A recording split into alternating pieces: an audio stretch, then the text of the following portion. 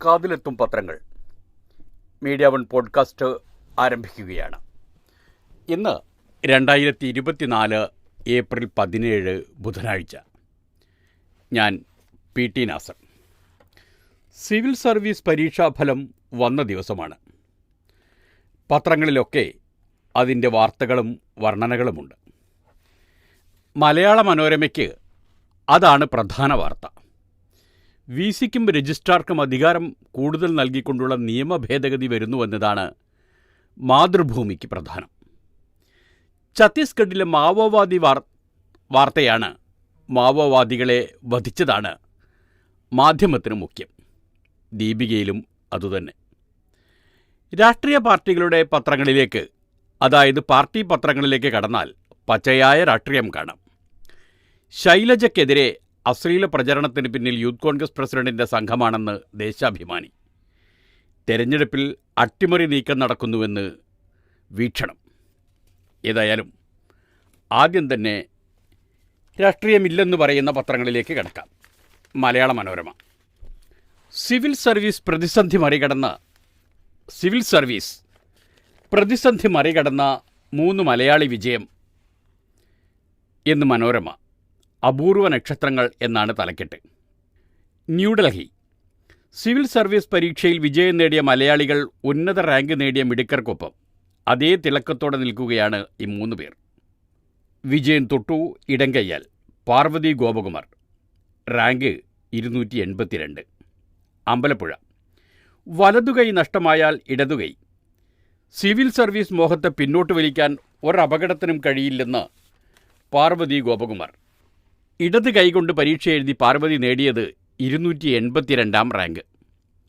Deputy തഹസിൽദാരായ അച്ഛൻ KS ഗോപകുമാറിനോടൊപ്പം സ്കൂട്ടറിൽ പോകുമ്പോൾ 2010 ഡിസംബർ 23 അപകടത്തിലാണ് പാർവതിയുടെ വലതുകൈ നഷ്ടപ്പെട്ടത്. നിയന്ത്രണം വിട്ടെത്തിയ കാർ സ്കൂട്ടറിൽ ഇടിക്കുകയായിരുന്നു. താഴെ വീണ പാർവതിയുടെ വലതു കൈയിലൂടെ പിന്നാലെ എത്തിയ KSRTC ബസ് കയറി. കൈമുട്ടിന് താഴെ മുറിച്ചു മാറ്റുകയല്ലാതെ മറ്റു മാർഗമില്ലായിരുന്നു. ചെന്നിത്തല നവോദയ സ്കൂളിൽ പഠിക്കുമ്പോഴാണ് അപകടം. ചികിത്സയ്ക്ക് ശേഷം കൃത്രിമ കൈ ഘടിപ്പിച്ച് പഠനം തുടർന്നു. കക്കാഴം ഗവൺമെൻറ് HSS അധ്യാപിക ശ്രീകല S. നായരാണ് അമ്മ. അമ്പലപ്പുഴ കോമന അമ്പാടിയിലാണ് താമസിക്കുന്നത്.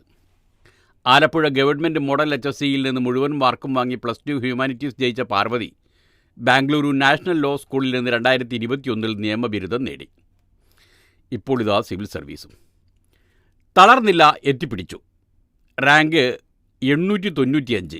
ഗൂഗിൾ കൃഷ്ണ. മുളന്തുരുത്തി.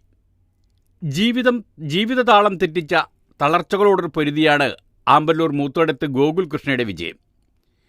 എഞ്ചിനീയറിംഗ് അവസാന സെമസ്റ്ററിലാണ് ഗോകുലിൻ്റെ ജീവിതം മാറ്റിമറിച്ച അപകടമുണ്ടായത്.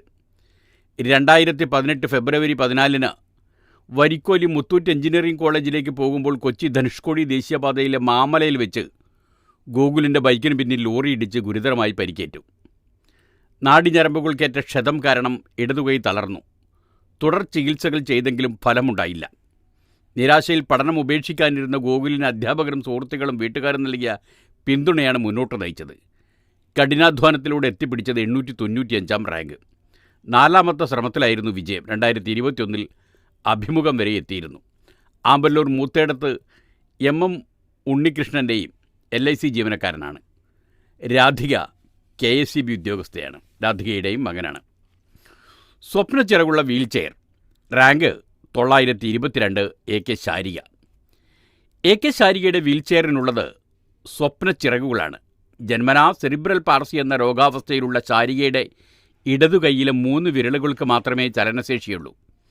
ആ വിരലുകൾ കൊണ്ട് എഴുതിയാണ് സിവിൽ സർവീസ് പരീക്ഷയിൽ 922 റാങ്ക് നേടിയത്. 922 റാങ്ക് നേടിയത്. കീഴരിയൂരിൽ മാവിൻചുവട് എരേമങ്കണ്ടി ദേവരാഗത്തിൽ AK ശശിയുടെയും രാഗിണിയുടെയും മകളാണ്. ഭക്ഷണം വാരി കൊടുക്കുന്നതുൾപ്പെടെ അമ്മയാണ്. ശശി പ്രവാസിയാണ്. മേപ്പയ്യൂർ HSSൽ നിന്ന് +2ഉം കൊയിലാണ്ടി SNDP കോളേജിൽ നിന്ന് BA ഇംഗ്ലീഷും പൂർത്തിയാക്കിയ ശാരിക 2022 ആദ്യം സിവിൽ സർവീസ് പരീക്ഷ എഴുതിയത്. 2ാം വട്ടം വിജയം നേടി. വീൽചെയറിൽ ഡൽഹിയിലെത്തിയാണ് അഭിമുഖത്തിൽ പങ്കെടുത്തത്. തിരുവനന്തപുരത്ത് നേരിട്ടെത്തിയും ഓൺലൈനിലൂടെയാണ് പരിശീലനം. എന്നാലും ഇന്നത്തെ താരം അതൊന്നുമല്ല, വേറെയുണ്ട്. സിദ്ധാർത്ഥന് 4ാം റാങ്ക്.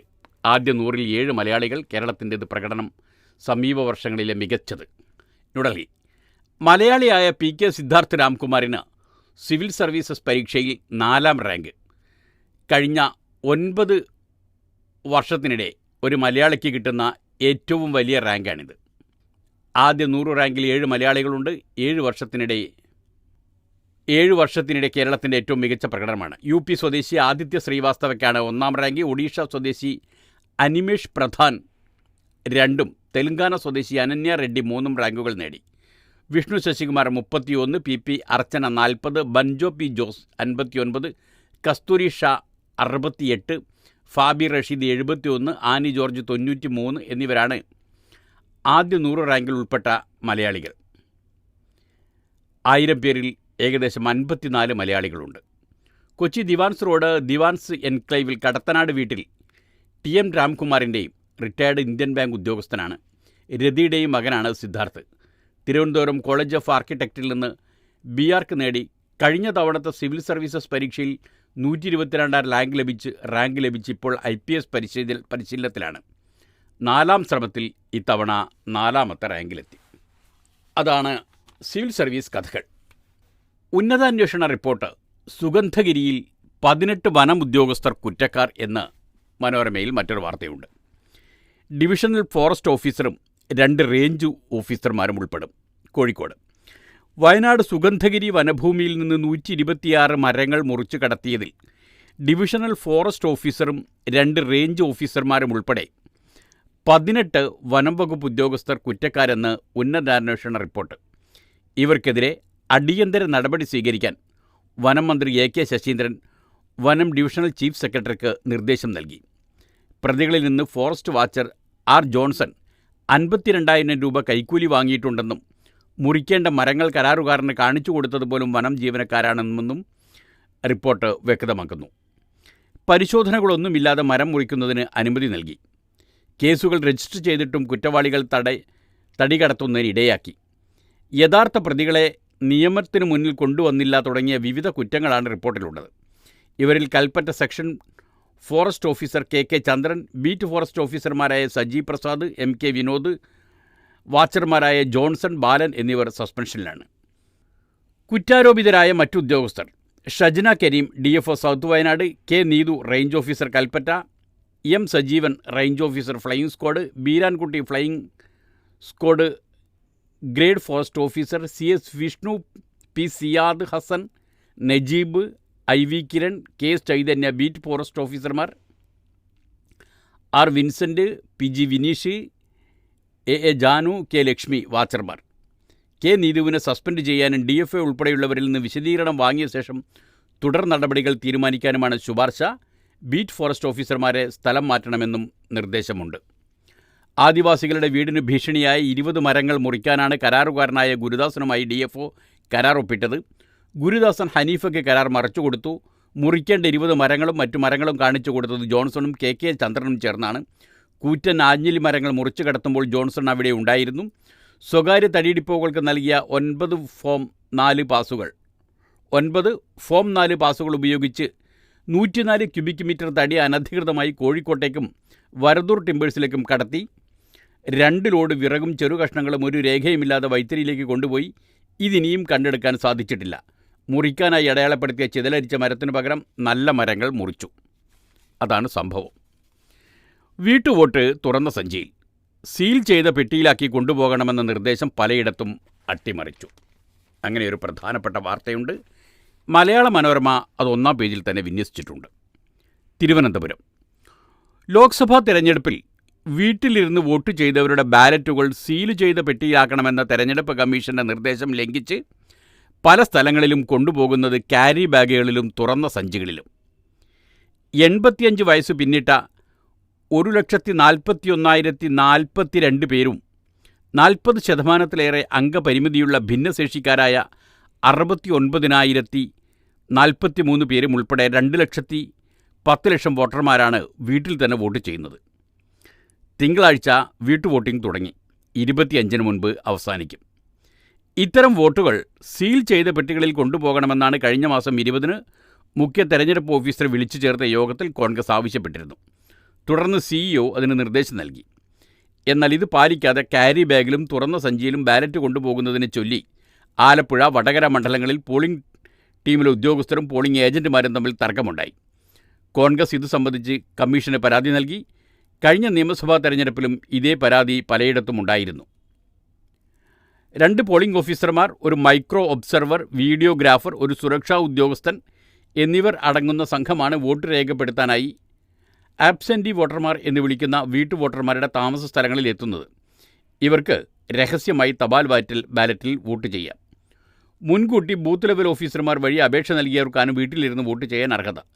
വീട്ടിലിരുന്ന് വോട്ട് ചെയ്തു കഴിഞ്ഞാൽ, അപേക്ഷ നൽകി കഴിഞ്ഞാൽ പിന്നീട് നേരിട്ട് വീട്ടിലിരുന്ന് വോട്ട് ചെയ്യാൻ അപേക്ഷ നൽകിക്കഴിഞ്ഞാൽ പിന്നീട് നേരിട്ട് ബൂത്തിലെത്തി വോട്ട് ചെയ്യാനാകില്ല.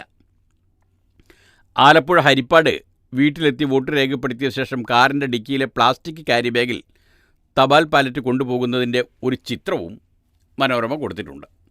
പ്രതിപക്ഷ രാഷ്ട്രീയ പ്രവർത്തകരാണ് പകർത്തി അയച്ചു തന്നത് എന്ന് മനോരമ ആ ഫോട്ടോവിന് കീഴെ കൊടുത്തിട്ടുമുണ്ട്.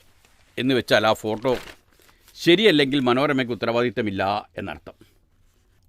റഹീമിൻ്റെ മോചനം, ദയാധനം കൈമാറാൻ വിദേശ മന്ത്രാലയത്തിൻ്റെ അനുമതി തേടി.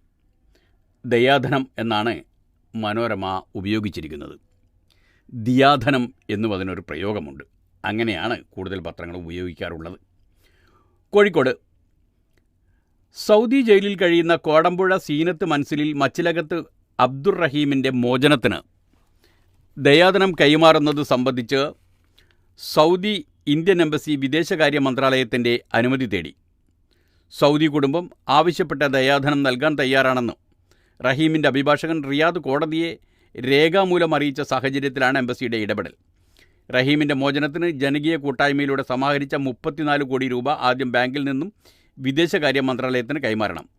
ഇത് പിന്നീട് ഇന്ത്യൻ എംബസി മുഖേനയാകും റിയാദ് കോടതി അറിയിക്കുന്ന സൗദി കുടുംബത്തിൻ്റെ അക്കൗണ്ട് നമ്പറിലേക്ക് മാറ്റുക. ഒരാഴ്ചക്കകം പണം വിദേശ കാര്യാലയത്തിൻ്റെ അക്കൗണ്ടിലേക്ക് മാറ്റാനാകുമെന്നാണ് പ്രതീക്ഷിക്കുന്നതെന്ന് സമിതി ചെയർമാൻ കെ സുരേഷും ജനറൽ കൺവീനർ കെ ആലിക്കുട്ടിയും പറഞ്ഞു. മോചന നടപടികൾ വേഗത്തിലാക്കാൻ സൗദിയിലെ അബ്ദുറഹീം നിയമസഹായ സമിതിയുടെ നേതൃത്വത്തിൽ ഊർജിത ഇടപെടൽ നടത്തുന്നുണ്ട്.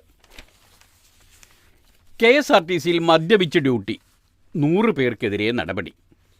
ഈ 100-ൽ പിടിയിലായവരിൽ 54 പേർ ഡ്രൈവർമാരാണ്. തിരുവനന്തപുരം KSRTCയിൽ മദ്യപിച്ച് ഡ്യൂട്ടിക്കെത്തി 15 ദിവസം കൊണ്ട് കുടുങ്ങിയത് 100 പേർ. ഇതിൽ 74 സ്ഥിരം ജീവനക്കാരെ സസ്പെൻഡ് ചെയ്തു. സ്വിഫ്റ്റിലെ താൽക്കാലിക ജീവനക്കാരും KSRTC ബദലി ജീവനക്കാരും അടക്കം 26 പേരെ സർവീസിൽ നിന്ന് നീക്കി. പിടിയിലായവരിൽ 54 പേർ ഡ്രൈവർമാരാണ്. 60 യൂണിറ്റുകളിലായി 39 സ്ഥിരം ഡ്രൈവർമാർ, 10 ബദലി ഡ്രൈവർമാർ, 5 Swift driver cum conductor, 1 station master, 2 vehicle supervisor, 1 security sergeant, 9 സ്ഥിരം മെക്കാനിക്ക്, ബദലി മെക്കാനിക്ക്, 22 സ്ഥിരം കണ്ടക്ടർ, 9 ബദലി കണ്ടക്ടർ, 1 സ്വിഫ്റ്റ് കണ്ടക്ടർ എന്നിവരാണ് പിടിയിലായത്. അമ്പുകൊള്ളാത്തവരില്ല ഗുരുക്കളിൽ എന്നർത്ഥം. അപകടം, 2 മാസത്തിൽ സംസ്ഥാനത്ത് മരണം 673. തീർച്ചയായും അതിനോട് കൂട്ടി വായിക്കേണ്ട വാർത്ത തന്നെയാണിത്. സംസ്ഥാനത്ത് കഴിഞ്ഞ ജനുവരി ഫെബ്രുവരി മാസങ്ങളിൽ 9174 റോഡ് അപകടങ്ങളിലായി കൊല്ലപ്പെട്ടത് 673 പേർ. 10267 പേർക്ക് സാരമായി പരിക്കേറ്റു. 2021-ൽ 33,296 അപകടങ്ങളിൽ 3,429 പേരാണ് മരിച്ചത്. 40,204 പേർക്ക് പരിക്കേറ്റു. 2022-ൽ 43,910 അപകടങ്ങളിൽ 4,317 പേർ കൊല്ലപ്പെട്ടു. 2023-ൽ അപകടം 48,144 ആയെങ്കിലും മരണത്തിൽ കുറവുണ്ടായി. 4,010 മരിച്ചിട്ടുള്ളൂ. അപകടത്തിൽ തമിഴ്നാട്ടിനും മഹാരാഷ്ട്രയ്ക്കും പിന്നിൽ രാജ്യത്ത് 3-ാം സ്ഥാനത്താണ് കേരളം. KSRTC ബസ്സുകൾ ഉൾപ്പെടെ അപകടങ്ങൾ വർദ്ധിക്കുന്നതിനാൽ ആഴ്ചയിലൊരിക്കൽ ഡിപ്പോ തലം മുതൽ അവലോകനം നടത്താനും കുറ്റക്കാർക്കെതിരെ നടപടിക്കും നിർദ്ദേശമുണ്ട്. 2 മാസത്തിലൊരിക്കൽ ഡ്രൈവർമാർക്കും കണ്ടക്ടർമാർക്കും പരിശീലനം നൽകും. ആഴ്ചയിലൊരിക്കൽ ഡ്രൈവർമാർക്കും കണ്ടക്ടർമാർക്കും മദ്യപാന അലവൻസിനോടുകൂടി മദ്യപാന അവധി നൽകുന്നതും നന്നായിരിക്കും. കുടിച്ച് വിശ്രമിച്ച ശേഷം വന്നാൽ മതി. വടക്കൻ ജില്ലകളിൽ നാളെ മുതൽ വേനൽ മഴ ശക്തിപ്പെട്ടേക്കുമെന്നും മനോരമയിൽ വാർത്തയുണ്ട്. തിരുവനന്തപുരം: തെക്കൻ കേരളത്തിന് ലഭിച്ച വേനൽ മഴ നാളെ മുതൽ വടക്കൻ ജില്ലകളിലും ശക്തിപ്പെടാൻ സാധ്യത. നാളെയും വെള്ളിയാഴ്ചയും സംസ്ഥാനത്ത് പരക്കെ ശക്തമായ മഴ ലഭിച്ചേക്കുമെന്ന് കാലാവസ്ഥാ വകുപ്പ് അറിയിച്ചു. വയനാട്, കോഴിക്കോട് ജില്ലകളിൽ നാളെ യെല്ലോ അലർട്ട് പ്രഖ്യാപിച്ചു. ഇടിമിന്നലോട് കൂടിയ മഴയ്ക്കൊപ്പം മണിക്കൂറിൽ 40 കിലോമീറ്റർ വേഗത്തിൽ കാറ്റിനും സാധ്യതയുണ്ട്. നാളെ രാത്രി 11:30 വരെ കേരള തീരത്ത് 15 മീറ്റർ വരെ ഉയരത്തിൽ തിരമാല ആഞ്ഞടിക്കും. അപകട മേഖലകളിൽ നിന്ന് മാറി താമസിക്കണമെന്നും ബീച്ചിലേക്കുള്ള യാത്രകളും കടലിലിറങ്ങിയുള്ള വിനോദങ്ങളും പൂർണ്ണമായി ഒഴിവാക്കണമെന്നും നിർദ്ദേശമുണ്ട്. സംസ്ഥാനത്ത് ഇന്ന് കനത്ത ചൂടിനെ തുടർന്ന് 11 ജില്ലകളിൽ യെല്ലോ അലർട്ട് പ്രഖ്യാപിച്ചു. തൃശൂർ, പാലക്കാട്, എറണാകുളം, കോഴിക്കോട്, കണ്ണൂർ, കൊല്ലം, പത്തനംതിട്ട, കോട്ടയം, കാസർഗോഡ്, ആലപ്പുഴ, മലപ്പുറം ജില്ലകളിലാണ് മുന്നറിയിപ്പ്. അതങ്ങനെ. വിട ചൊല്ലി ജയസംഗീതം. ജയവിജയന്മാരിൽ ജയൻ്റെ മരണത്തെക്കുറിച്ച്, KG ജയൻ്റെ മരണത്തെക്കുറിച്ച് മാതൃഭൂമിയുടെ വാർത്തയാണിത്. കൊച്ചി: നാദനൈവേദ്യത്തിലൂടെ മലയാളികളുടെ മനം നിറച്ച സംഗീത സംവിധായകൻ KG ജയൻ 90 വയസ്സാണ്. വിടവാങ്ങി. മലയാള സംഗീത ലോകത്തെ അപൂർവ ഇരട്ടകളായ ജയവിജയന്മാരിൽ മൂത്തയാളും നടൻ മനോജ് K ജയൻ്റെ അച്ഛനുമാണ്. ചൊവ്വാഴ്ച പുലർച്ചെ തൃപ്പൂണിത്തറയിലെ വസതിയായ വിൻയാർഡ് മെഡോസിലെ വില്ലയിലായിരുന്നു അന്ത്യം. സഹോദരനും സംഗീതജ്ഞനുമായ KG വിജയൻ 1988 മരിച്ചു. സംഗീത ലോകത്ത് തൻ്റേതായ സ്വരമുദ്ര പതിപ്പിച്ച ജയൻ മലയാളത്തിലും തമിഴിലുമായി 30-ലധികം സിനിമകൾക്കും ആയിരക്കണക്കിന് അയ്യപ്പ ഭക്തിഗാനങ്ങൾക്കും സംഗീതം നൽകി. ജയവിജയന്മാർ ആലപിച്ച ശ്രീകോവിൽ നട തുറന്നു എന്ന ഗാനം ഒരിക്കലെങ്കിലും പാടാത്ത അയ്യപ്പ ഭക്തർ ചുരുങ്ങും. തിരുവാഭരണ ഘോഷയാത്ര ശബരിമല സന്നിധാനത്തിലെത്തുമ്പോൾ തുടർച്ചയായി 30 വർഷം ജയവിജയന്മാർ ഒരുമിച്ചും വിജയൻ്റെ മരണശേഷം 12 വർഷം ജയൻ തനിച്ചും അവിടെ കച്ചേരി നടത്തിയിട്ടുണ്ട്. സംഗീതരംഗത്തെ സംഭാവനകൾ പരിഗണിച്ച് ജയനെ 2019 പത്മശ്രീ നൽകി ആദരിച്ചു. സംഗീത നാടക അക്കാദമി അവാർഡ്, തിരുവിതാംകൂർ ദേവസ്വം ബോർഡിൻ്റെ കലാരത്നം, ഭക്തി സംഗീത സാമ്രാട്ട്, തത്വമസി അവാർഡ്, ഹരിവരാസനം അവാർഡ് തുടങ്ങിയ ഒട്ടേറെ പുരസ്കാരങ്ങളും ലഭിച്ചിട്ടുണ്ട്. ശ്രീനാരായണ ഗുരുദേവൻ്റെ ഗൃഹസ്ഥ ശിഷ്യനായിരുന്ന കോട്ടയം ചൂട്ടുവേലി കടമ്പൂത്ര മഠത്തിൽ K ഗോപാലൻ തന്ത്രിയുടെയും PK നാരായണി അമ്മയുടെയും മകനായി 1934 ജനനം. തിരുവനന്തപുരം സ്വാതി തിരുനാൾ സംഗീത കോളേജിൽ നിന്ന് ഗാനഭൂഷണം ഡിപ്ലോമ നേടി. ഭാര്യ പരേതയായ VK സരോജിനി. മക്കൾ ബിജു K ജയൻ, മനോജ് K ജയൻ. മരുമക്കൾ പ്രിയ ബിജു, മാതൃഭൂമി, കോട്ടയം, ആശാ മനോജ്, UK. മൃതദേഹം ബുധനാഴ്ച രാവിലെ 8-ന് തൃപ്പൂണിത്തറയിലെ വസതിയിലെത്തിക്കും. വൈകിട്ട് 5 വരെ തൃപ്പൂണിത്തറയിലും ലായം കൂത്തമ്പലത്തിൽ പൊതുദർശനത്തിന് വയ്ക്കും. 5:30-ന് തൃപ്പൂണിത്തറ നഗരസഭാ ശ്മശാനത്തിൽ ഔദ്യോഗിക ബഹുമതികളോടെ സംസ്കരിക്കും. വിട ചൊല്ലിയത് ജയസംഗീതം. VCയും രജിസ്ട്രാറും കരുത്തരാവും, അധികാരം കൂടും. അതാണ് മാതൃഭൂമിയുടെ ലീഡ് വാർത്ത. തിരുവനന്തപുരം: അധികാര കേന്ദ്രങ്ങളുടെ തട്ടുകൾ കുറച്ച് സർവകലാശാലകളിൽ ഭരണപരിഷ്കാരം വരുന്നു. അക്കാദമികവും ഭരണപരവുമായ അധികാരം വൈസ് ചാൻസലർ, രജിസ്ട്രാർ എന്നിവരിൽ നിക്ഷിപ്തമാക്കിയാണ് പുതിയ ഭേദഗതി. ഇപ്പോൾ 7 തട്ടിലുള്ള അധികാരഘടന പരമാവധി 3 തട്ടിലേക്ക് ചുരുക്കും. ഇതിനായി സർവകലാശാലകൾക്കായി റൂൾസ് ഓഫ് ബിസിനസ് തയ്യാറാക്കാനും സർക്കാർ തീരുമാനിച്ചു. ഒരു ഫയൽ അസിസ്റ്റൻ്റ് മുതൽ രജിസ്ട്രാർ, വൈസ് ചാൻസലർ വരെയുള്ളവരുടെ തട്ടുകളിൽ 7 തട്ടുകളിൽ പരിശോധന നടത്തി തീരുമാനമെടുക്കുന്നതാണ് നിലവിലെ രീതി. ചിലതാവട്ടെ സിൻഡിക്കേറ്റിലേക്കോ അതിൻ്റെ ഉപസമിതിയിലേക്കോ പരിഗണനയ്ക്ക് വിടും. അങ്ങനെ ഒരു ഫയലിൽ തീരുമാനമെടുക്കാൻ 3 മുതൽ 6 മാസം വരെ എടുക്കും. വലിയ തോതിൽ കാലതാമസമെടുക്കുന്ന ഇത്തരം ഫയൽ നീക്കം ഒഴിവാക്കാനാണ് സർവകലാശാലകളിൽ അധികാരത്തിൻ്റെ തട്ടുകൾ ചുരുക്കാനുള്ള സർക്കാർ ശുപാർശ. സർവകലാശാലയുടെ അക്കാദമിക ഭരണകാര്യങ്ങളുടെ ചുമതല VCക്കും രജിസ്ട്രാർക്കുമായിരിക്കും. അപേക്ഷകളിലും സർട്ടിഫിക്കറ്റുകളിലും ഡെപ്യൂട്ടി രജിസ്ട്രാർ തലത്തിലുള്ള ഉദ്യോഗസ്ഥർ തീരുമാനമെടുക്കും. അക്കാദമിക ഭരണകാര്യങ്ങളുടെ ചുമതല VCക്കും രജിസ്ട്രാർക്കും നൽകും.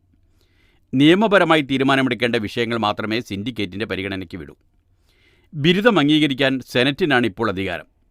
4 മാസത്തിലൊരിക്കലേ സെനറ്റ് ചേരാറുള്ളൂ എന്നതിനാൽ കാലതാമസം ഒഴിവാക്കാൻ ഈ അധികാരം സിൻഡിക്കേറ്റിന് കൈമാറും.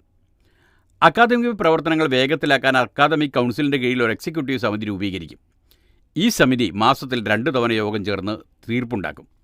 ജൂണിലോ ജൂലൈയിലോ ചേരുന്ന നിയമസഭാ സമ്മേളനം സർവകലാശാലാ നിയമങ്ങളുടെ പരിഷ്കാരം പരിഗണിക്കുമെന്നാണ് വിവരം.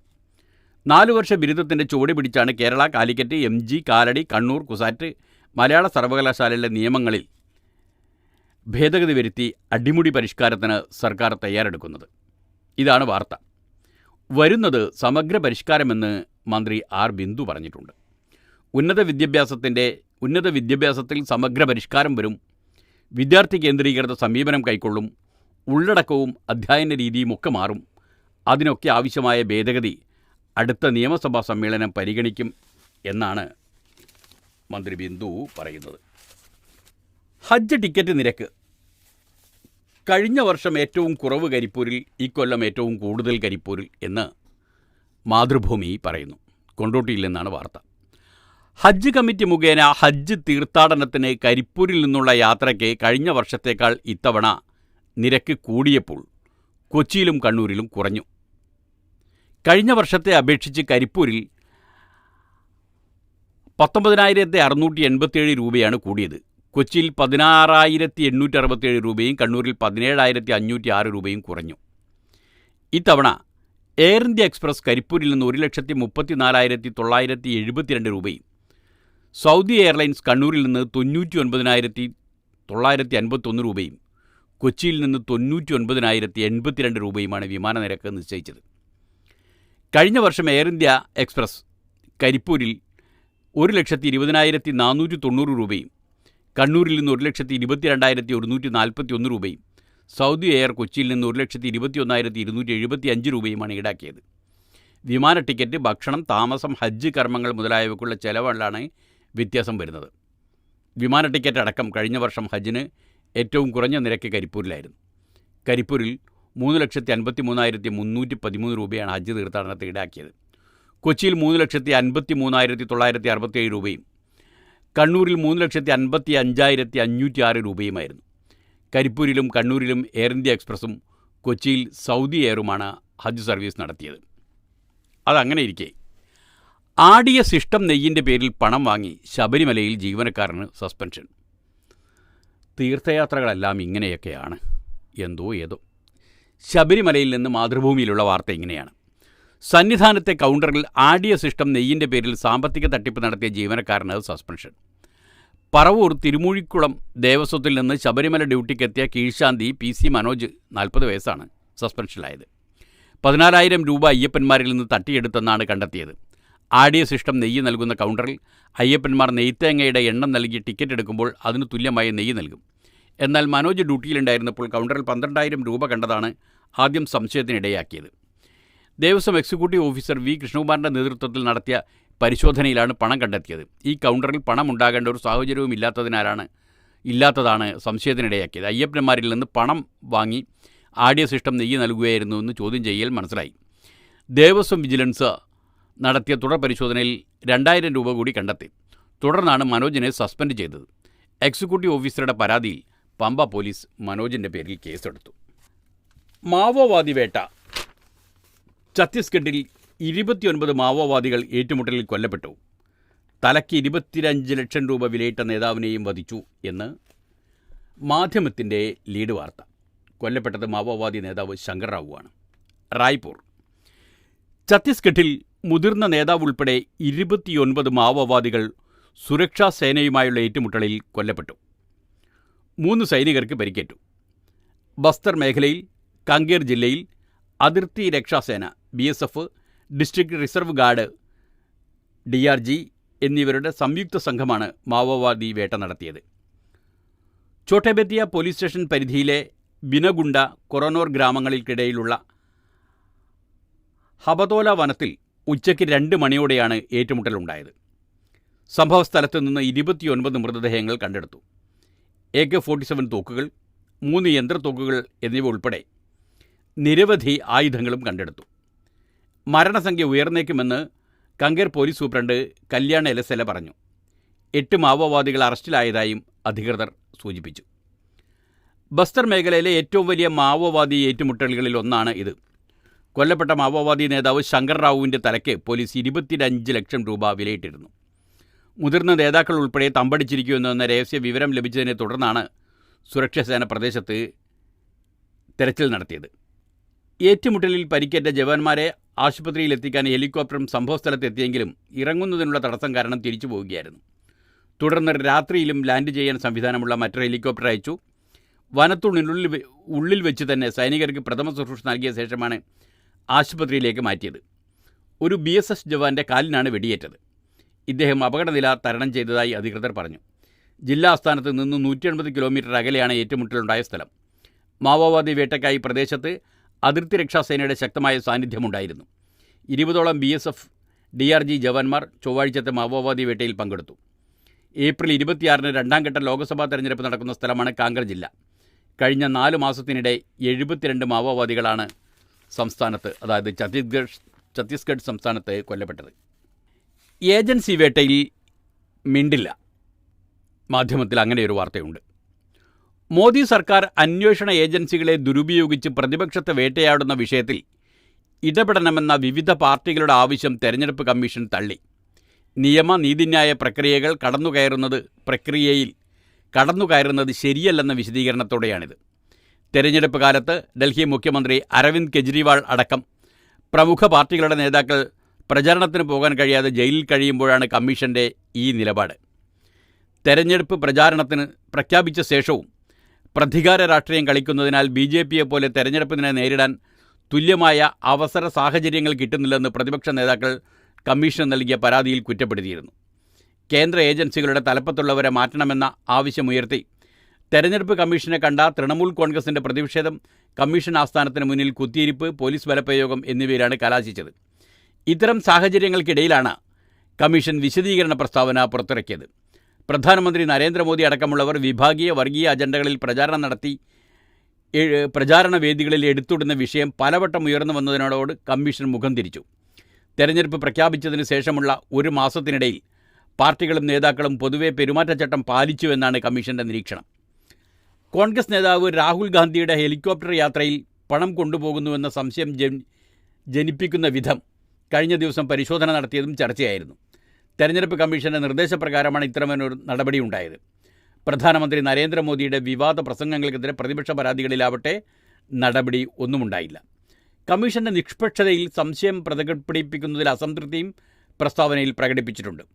1 മാസത്തിനിടയിൽ 7 പാർട്ടികളുടെ 16 സംഘങ്ങളിൽ നിന്ന് നേരിട്ട് പരാതി സ്വീകരിച്ചതായും അതിൽ ഭൂരിഭാഗവും തീർപ്പാക്കിയതായും കമ്മീഷൻ വിശദീകരിച്ചു.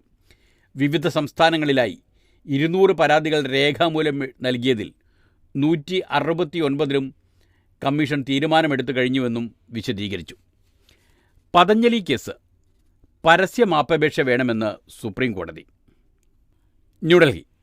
ആയുർവേദ ഉൽപ്പന്നങ്ങളുടെ പേരിൽ തെറ്റിദ്ധരിപ്പിക്കുന്ന പരസ്യങ്ങൾ നൽകിയ കേസിൽ സുപ്രീം കോടതിയിൽ വീണ്ടും ഹാജരായി കൈകൂപ്പി മാപ്പ് പറഞ്ഞ് പതഞ്ജലി സഹസ്ഥാപകനും യോഗ ഗുരുവുമായ ബാബ രാംദേവ്. കമ്പനി MD ആചാര്യ ബാലകൃഷ്ണനെയും മാപ്പപേക്ഷിച്ചു. എന്നാൽ പരസ്യ മാപ്പപേക്ഷ വേണമെന്നാവശ്യപ്പെട്ട ജസ്റ്റിസുമാരായ ഹിമ കോഹ്ലി, അഹ്സനുദ്ദീൻ അമാനുള്ള എന്നിവരടങ്ങിയ ബെഞ്ച് ഇതിനായി ഒരാഴ്ച സമയം നൽകി. പരസ്യ മാപ്പപേക്ഷയ്ക്ക് തയ്യാറാണെന്ന് ഇരുവരുടെയും അഭിഭാഷകൻ മുകുൾ റോഹ്തഗി കോടതിയെ അറിയിച്ചു. കേസ് ഏപ്രിൽ 29-ന് പരിഗണിക്കാൻ മാറ്റി. കേസിൻ്റെ വാദം കേൾക്കുന്നതിനിടയിൽ ഇരുവരും മുന്നോട്ട് വരാൻ ആവശ്യപ്പെട്ട ജഡ്ജിമാർ നേരിട്ട് ചോദ്യങ്ങൾ ഉന്നയിച്ചു. കോടതിയിൽ സമർപ്പിച്ച സത്യവാങ്മൂലത്തിന് വിരുദ്ധമായ കാര്യങ്ങൾ എന്തുകൊണ്ട് ഉണ്ടായെന്ന് ചോദിച്ച ജഡ്ജിമാർ തെറ്റിനെ നിങ്ങൾ ന്യായീകരിക്കുകയാണോ എന്ന് ആരാഞ്ഞു. തെറ്റ് പറ്റിപ്പോയെന്നും ഭാവിയിൽ ആവർത്തിക്കാതിരിക്കാൻ ശ്രദ്ധിക്കുമെന്നും ജസ്റ്റിസ് കോഹ്ലിക്ക് രാംദേവ് മറുപടി നൽകി. ആധുനിക വൈദ്യശാസ്ത്രത്തെ അപഹസിക്കാൻ നിങ്ങൾക്ക് അവകാശമില്ലെന്ന് ബാലകൃഷ്ണയോടും കോടതി പറഞ്ഞു.